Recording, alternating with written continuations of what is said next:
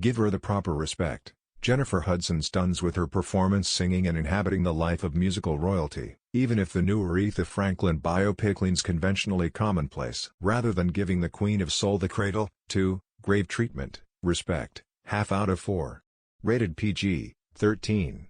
In theaters and on video, on-demand platforms, focuses on Franklin's life over a formative 20-year span, from young Aretha, Sky Dakota Turner, having to deal with trauma and tragedy in her Detroit childhood circa 1952 to the grown-up singer, Hudson, navigating her own personal demons while rocketing to global stardom in the 1960s and early 70s.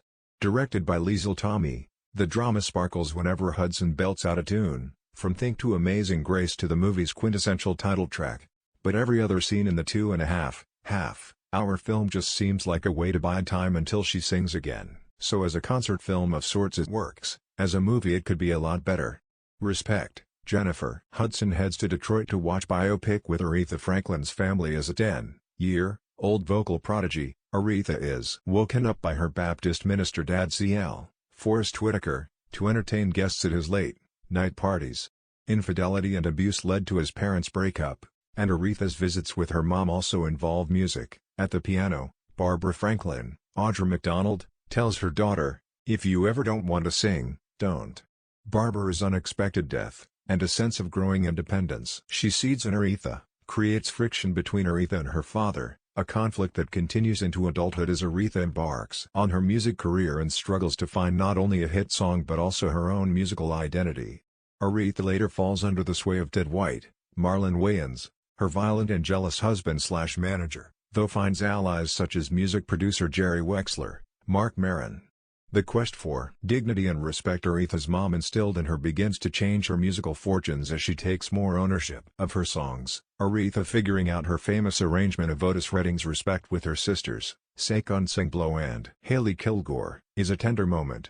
However, the movie also tackles her drinking, her religion and her history with the civil rights movement. "You have to disturb the peace when you can't get peace," Aretha says when standing up for arrested activist Angela Davis. Respect trailer. See Jennifer Hudson take on powerful voice of Aretha Franklin while Tracy Scott Wilson's screenplay does tie together themes. Respect touches on many aspects of her life, so it often loses focus and sticks to its timeline without much nuance. The movie doesn't shy away from the dark points but doesn't expand on them either. One scene hints to sexual abuse as a child, and is subtly referenced later, though is never really broached fully.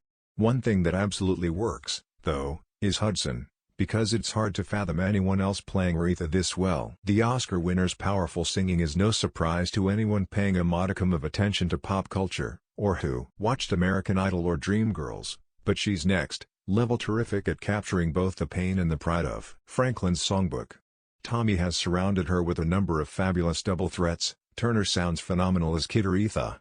McDonald and Mary J. Blige, as blues legend Dinah Washington, aren't in the movie nearly enough, and Titus Burgess has a splendid supporting role as James Cleveland, the gospel icon key in bringing Aretha back to her church roots. Hudson was handpicked by Franklin to play her in a movie, so add that to the late Queen of Soul's long list of successes. But similar to other recent musical biopic vehicles like Judy and the United States vs. Billie Holiday, Respect never reaches the greatness of its shining star.